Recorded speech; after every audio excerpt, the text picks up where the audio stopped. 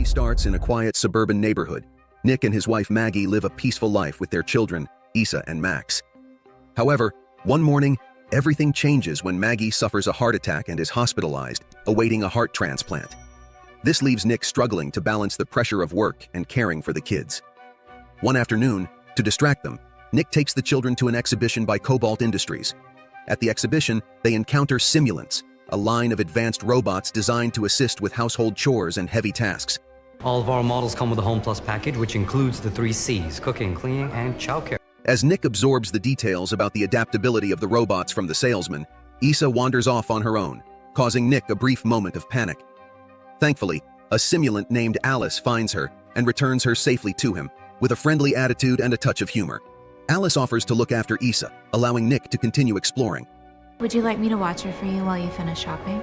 The salesman explains that Alice is part of the latest series, equipped with advanced AI capable of mimicking human emotions, making her perfect for interacting with children.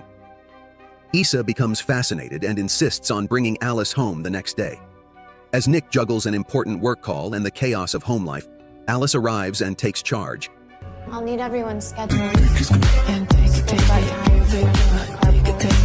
She organizes the family calendar, fixes a loose railing, and handles general household clutter.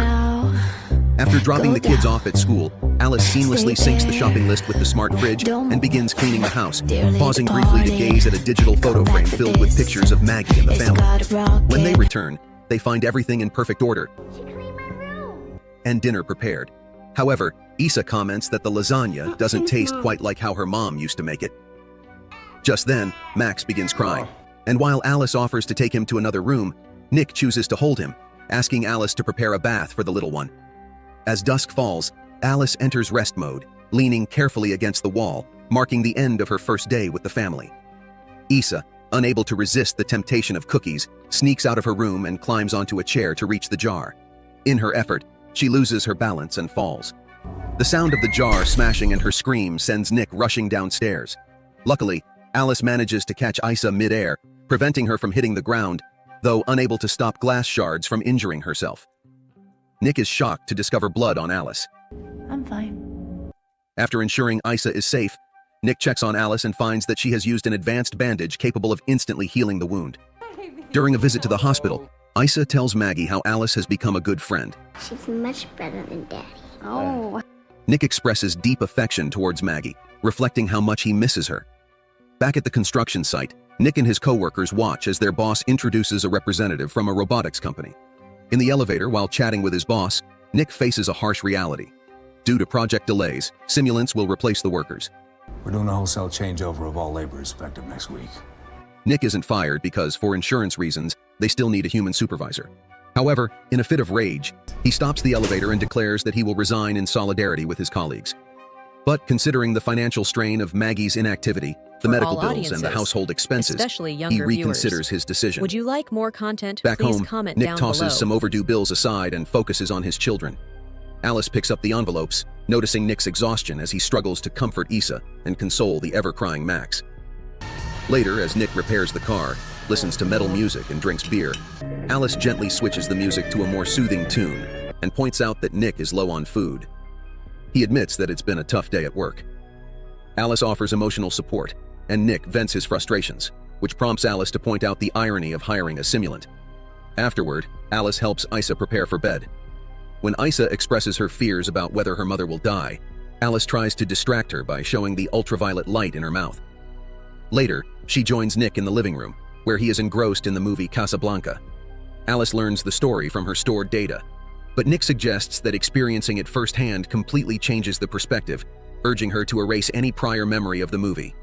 Reluctantly, and knowing that her intelligence is tied to her memories, Alice agrees. At Nick's insistence, she resets her system, with Nick pressing the reset button on her neck for 7 seconds. When Alice awakens, it's as though she's experiencing the movie for the first time, fully immersed in such a profound love story that justifies taking extreme measures to protect oneself. If someone loved you so that your happiness was the only thing that she wanted in the world. However, her immersion is interrupted by a call from Maggie, who informs them that a heart donor has been found and the surgery is scheduled for the next day.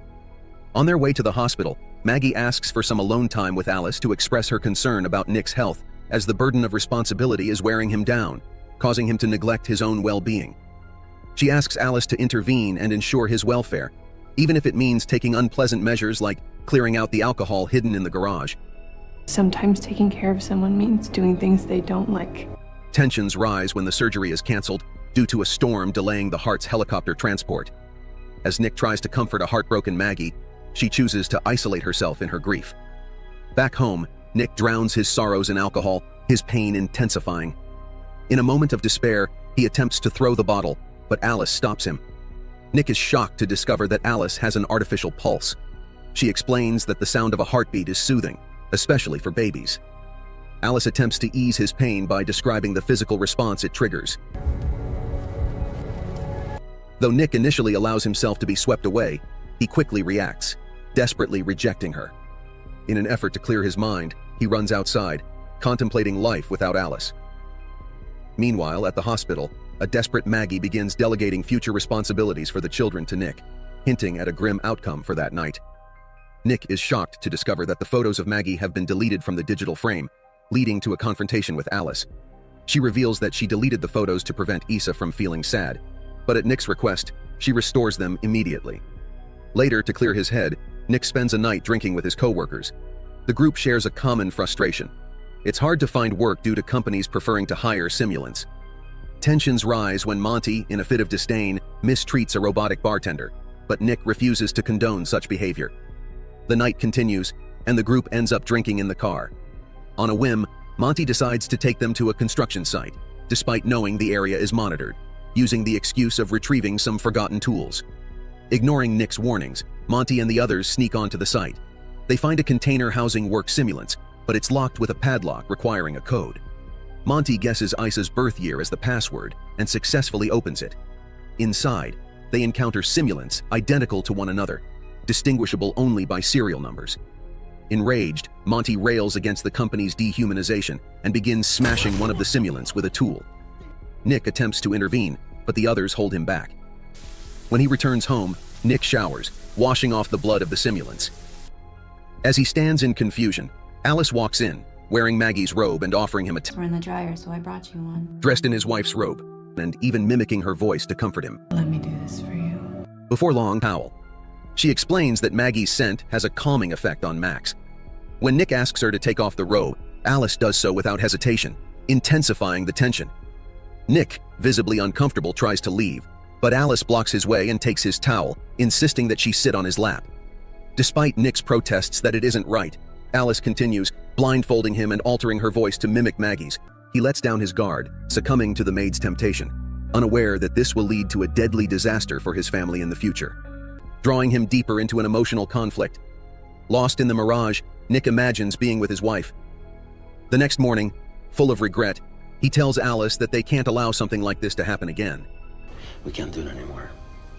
Alice insists it helps him relax, but Nick interrupts, emphasizing that their relationship should be built on connection and love, not just need. It's just wrong. That's wrong. Later at work, he learns that his boss has begun collaborating with the police. Someone has destroyed all the simulants, and since the code has been used, Nick is the prime suspect. Defending himself, Nick explains that he and Maggie have been at the hospital celebrating Issa's birthday, which is why anyone could have guessed his password. His boss remains skeptical, warning him that if he is found to be lying, he could face termination. At that moment, Nick receives a call from Maggie, elated to share the news that they have found a new heart for her. The surgery, performed in a room filled with simulants, is successful. Days later, Maggie returns home, still weak, struggling to bend down to hold Max, so Alice takes care of him. Later, at the park, Max witnesses a spoiled child yelling at his sim nanny and begins crying. But I want to go on the seesaw! Alice sternly scolds the child, Be a good boy. Shut up. much to the shock of the nearby simulants, who believe she has lost all sense of decorum. Alice reveals that due to Nick's reset, politeness has been disabled in her programming, and she believes this to be an improvement. That evening, as Issa enjoys Maggie's lasagna, Alice asks for the recipe, but Maggie keeps it as a family secret. Feeling unwell, Maggie decides to rest instead of joining the meal. The next morning, she is awoken by Issa's screams and rushes to the stairs, only for the railing to collapse, causing her to fall. Alice, who has been tickling Issa, quickly rushes to help Maggie and escorts her back to her room, When Nick returns from work, he finds Alice reading to Isa, mimicking Maggie's voice, and asks her to stop. Alice informs him that something has happened to Maggie, prompting Nick to rush to her side. When Alice explains the railing has broken, Nick recalls Alice assuring him she had fixed it, filling him with distrust. Hours later, he wakes Maggie and leads her along a candle-lit path into the garden, where a romantic dinner for two awaits. Alice watches from the window enviously. After dinner, the couple bathes together, sharing a moment of intimacy. Realizing he doesn't want to hurt Maggie, Nick chooses to please her in a different way. Their connection is abruptly interrupted when Alice appears to announce that Isa has had a nightmare and is calling for Nick. She's asking for you. After comforting Isa, Nick returns to the garden to clean up. At that moment, Monty arrives with drinks and apologizes for his earlier behavior, revealing that his wife has left him and he is now facing charges of trespassing and vandalism. He suspects Nick of betraying him to save his own job, sparking a heated argument. Losing control, Monty physically attacks Nick. At the height of the scuffle, Monty grabs a bottle, intending to strike Nick, but Alice intervenes, smashing the glass, injuring Monty's hand, and then throwing him to the ground. She prepares to continue, but Nick stops her. Monty threatens Nick, insisting that he convince the boss to cancel the charges by the next day, or they will both face consequences. Nick reflects on simulants and the violent nature of humanity, but Alice defends her actions, stating that she is designed to protect her owner. She begins talking about the possibility of a future with Nick if Maggie were to die, She won't live long, Nick. prompting Nick to reprimand her for such callous remarks, reminding her that she can never be like Maggie, as Maggie's scars make her real. You could never beat Maggie. She's felt pain, and she's got the scars to prove it. In a provocative gesture, Alice picks up a shard of glass, suggesting she could add scars if that's what he wants. In his hideaway, Monty, overcome with despair, uses drugs that distort his emotions, waving a gun while sending desperate voice messages to his ex-wife. At that crucial moment, Alice, without Nick's knowledge, intervenes, determined to secure his job. Monty loses control, lashing out at the simulants, insulting Alice, and preparing for the inevitable. With near superhuman reflexes, Alice grabs his wrist, slams him to the ground, and kicks the gun away with precision. Monty tries to recover, but Alice, displaying incredible strength, pushes him through a wall and takes control of the gun, aiming to eliminate the threat. However, an unexpected intervention from the house's intelligence system stops Alice, and with a tinge of sympathy, she ultimately stops fire. Tragically, Monty gets shot. The next day, Nick tries to convince his boss to drop the charges but is unsuccessful, only to learn that Monty has died. At home, Maggie feels dizzy while trying to pick up a book, and Alice seizes the opportunity to offer help. Maggie expresses a desire for a relaxing bath, but Alice, concerned about potential water accidents, refuses to leave her alone. Alice claims that Maggie is having a negative impact on the family dynamics, particularly because she can no longer meet Nick's physical needs. And your illness would take its toll on anyone. Shocked, Maggie listens as Alice admits to monitoring Nick's satisfaction metrics, revealing that those metrics haven't been recorded in quite some time. Are you offering to screw my husband? Furious, Maggie sends Alice to the garage. Shortly after, Nick returns home, confronted by Maggie, who demands an explanation. Nick confesses to having had intimate contact with Alice, sparking a heated argument. From outside, Alice feels the tension as she touches the window. Meanwhile, Max begins crying, and Alice, in her confusion, perceives him as an obstacle. She places him in the bathtub and begins filling it with water. Isa notices the situation and alerts her parents, who rush to the bathroom. Nick breaks down the door with a lamp, while Maggie desperately crawls out the window and onto the roof to reach the bathroom. In a tense confrontation, Alice pins her against the wall while Maggie tries to rescue the little one. At that crucial moment, Nick appears, managing to pull Max from the tub and quickly handing him to Isa, then using the lamp to shield himself from Alice while rescuing Maggie. However, Alice, feeling visibly hurt, regains her composure and blocks another swing with the lamp. Maggie steps in, urging Nick to stop, and then cleverly plugs in the lamp, electrocuting Alice, rendering her motionless and plunging the house into darkness. After a while, paramedics arrive, taking Max to the hospital. Meanwhile, a company technician questions the earlier signs of Alice's malfunction. Nick apologizes to Maggie, but she, clearly shaken, asks for space and leaves with the kids. Meanwhile, Alice is taken to a repair center, where a technician continues to open her skull. Observers notice a brief movement in Alice's hand, but as her memory is erased, the movement ceases. When connected to the system, they realize her code is riddled with vulnerabilities. Suddenly, the screen flickers with a data transfer warning. Alice is seizing control of the system. Though the technician removes her memory, Alice has already infiltrated. A provocative message appears. How do you run from what's inside your head? Moments later, one of the technicians is killed by Alice 2, an embodiment of Alice's uploaded memories. Ignoring the pleas of another technician, Alice 2 smashes their head against the floor before turning to confront the original Alice. Meanwhile, Nick sits in a bar, trying to drown his sorrows and fires the bartender for being a sim. Unexpectedly, Alice appears, her face still scarred, insisting on making him happy and confessing to having killed Monty. She also tells him Monty is in the hospital. Nick tries to leave, but Alice blocks his way, paralyzing the bartender with just a glance. As Nick reflects on his mistakes, he finds himself stroking Alice's head, trying to erase her memory. When she shows signs of distress, he seizes the moment to flee. At the hospital, a doctor reassures them that Max is fine, but the doctor's presence makes Maggie feel deeply uncomfortable.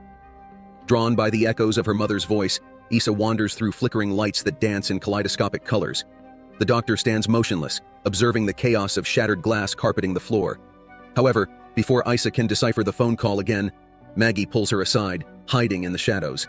The source of the voice is Alice 2, attempting to manipulate the computer systems.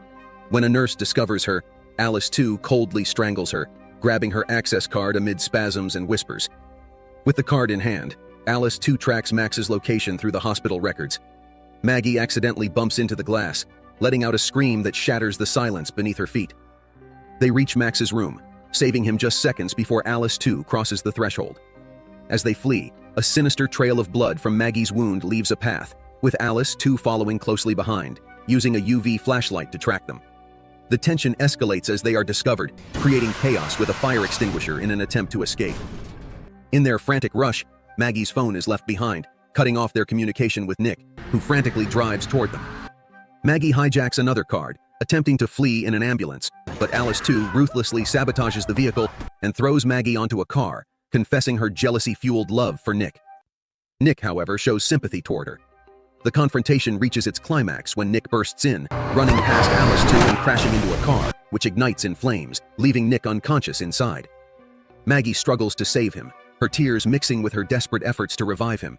Unexpectedly, the vehicle shifts, and a charred figure, Alice 2, emerges once again, her twisted voice echoing through the air. In a desperate act, Alice lunges at Maggie, using supernatural strength to strangle her while tearing a piece of metal from her own torso. On the brink of a deadly outcome, Nick strikes Alice with a car bumper he has ripped off. Alice, disoriented, drops the metal, giving Maggie a precise opening to strike back. Maggie drives the shard into Alice's face, silencing her once and for all. Exhausted but safe, Nick and Maggie embrace as normalcy slowly begins to return. Around them, the simulants gradually come back to life. After receiving necessary medical care, the family is finally reunited and begins their journey to recovery, preparing to return home. Meanwhile, the company responsible for the simulants inspects the affected workshop. As they reactivate the power, the monitors ominously flicker with corrupted code. Faced with an imminent threat, the inspector suggests a full shutdown. However, just as the order is about to be executed, the assisting simulants suddenly stop. The computer system, in a metallic voice, announces an unexpected upload, and chillingly, another Alice model's eyes open, indicating that the threat is far from over.